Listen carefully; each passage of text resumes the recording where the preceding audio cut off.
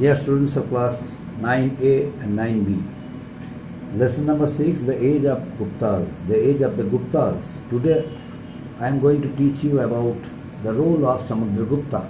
Who was Samudragupta? Samudragupta was the son of Chandragupta I. He was a benevolent ruler, an efficient ruler of the Gupta dynasty. He was the most powerful ruler and, of course, intelligent ruler of the Gupta dynasty.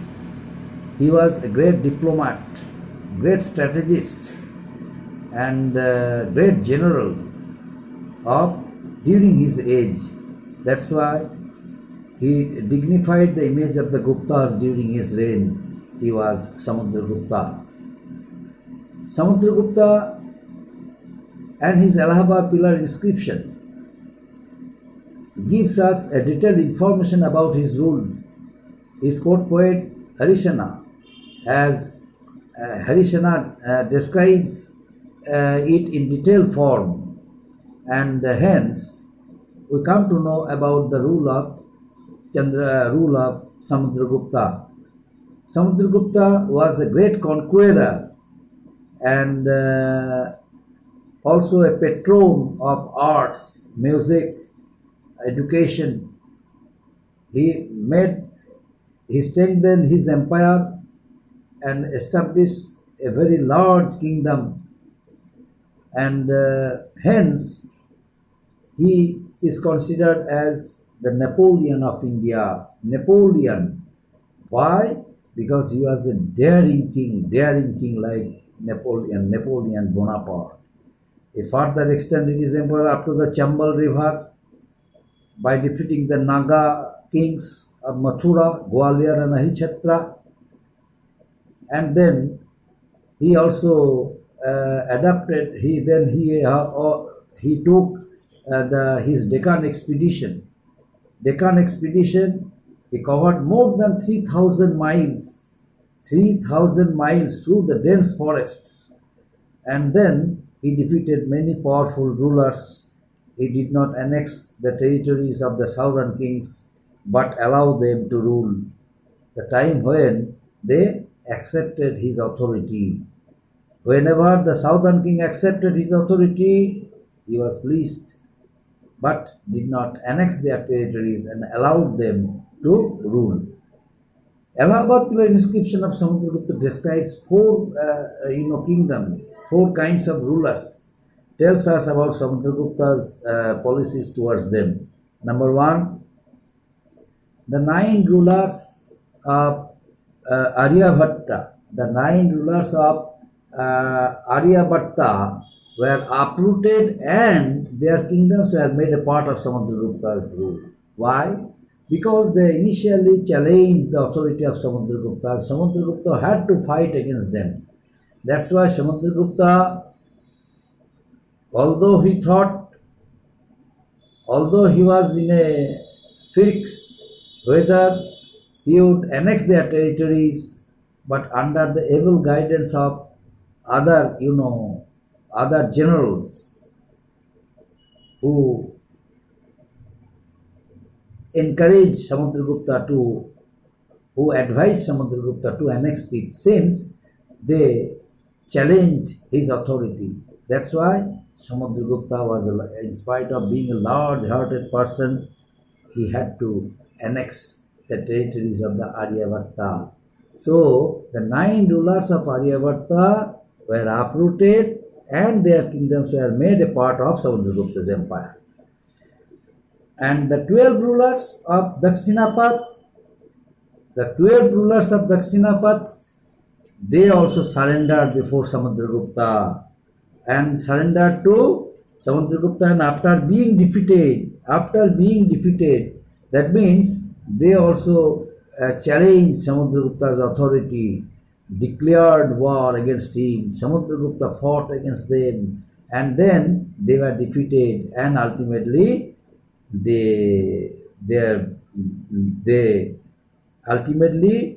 they accepted Samudragupta to be their ruler, and then they requested Samudragupta not to annex their territories and challenging him. He was a great king, but they challenged him. They challenged his authority. It was a great mistake on the part of themselves. So they confessed their guilt, and hence Samudragupta was satisfied, and ultimately Samudragupta liberated them and allowed to rule again over their kingdoms. So this is the quality of Samudragupta. Samudragupta was not only a great king but also a man of large heart. That's why so many kingdoms during his reign, in spite of being defeated by him, were allowed to rule. On condition they accepted Samudragupta as a great ruler and accepted his authority. Then they were liberated. The inner circle of neighboring states, including Assam, coastal Bengal, Nepal, and a number of Gana Sanghas in the northwest frontier, paid tribute, followed his orders, and attended his court. So many states who were thinking of challenging the authority of Samudragupta, they all remained silent because of the generosity of Samudragupta attracted them a lot. They realized that challenging the authority of Samudragupta would become a wrong decision because it was sure they would be defeated by Samudragupta, and ultimately they would be forced to consider him as a great king. But it would be dependent on Samudragupta whether they would allow them to rule independently, whether they would be liberated or not. It is depending on Samudragupta. That's why it would be better for them. They would accept his authority so that Samudragupta would not declare war against them, and they would rule independently. They would rule their kingdoms independently. By thinking this, so many states of Gana Sangha, so many states of northwest frontier, they paid tribute to Samudragupta and ultimately were able to rule independently. The rulers of outlying area, they all also submitted to him his authority and offered, even not only they submitted to Samudragupta, but also offered their daughters in marriage for Samudragupta. Samudragupta was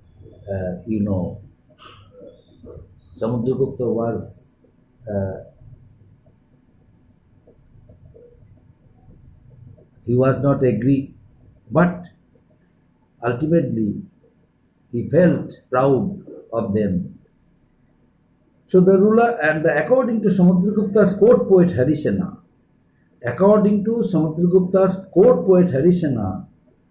Samudragupta performed an Ahamas and Ashwamedha Yajna, means horse sacrifice.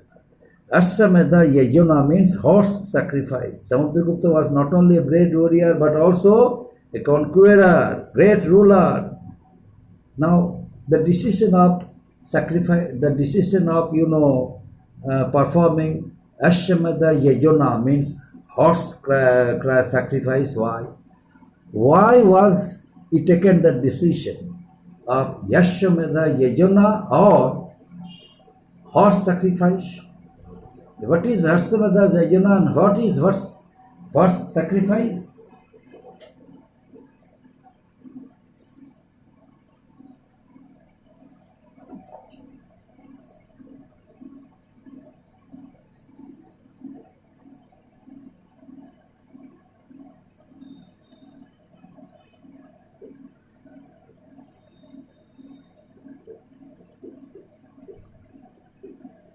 What is horse sacrifice? What is horse sacrifice or Ashwamedha Yajna? Ashwamedha Yajna or horse sacrifice. What is this? And why had he taken the decision of performing horse sacrifice or Vashyamadha Yajna? It was due to Vashyamadha Yajna and horse sacrifice he decided to perform in order to testify his acceptability towards the whole country. The places where the horses would cover, the horses would run, whether the people of that area would protect, would obstruct the way of the horse, or allowing the horse of Samudragupta to move fast or to go out of their areas or of their vicinities. It was Yashamadha Yajna or horse sacrifice. One horse would run, would travel to different parts of the country and would across the areas of different, regional kings or regional kingdoms, and they would come to know that one horse is coming. One horse is coming. Whose horse is this? It is the horse of Samudragupta. Oh, don't obstruct the way of the horse of Samudragupta, and allow it to pass. Allow it to pass. Let the horse pass. This is a system of Samudragupta. This is a system of acceptance of a king cordially by allowing his horse to pass and to let it go to its destination, and ultimately the horse would come back.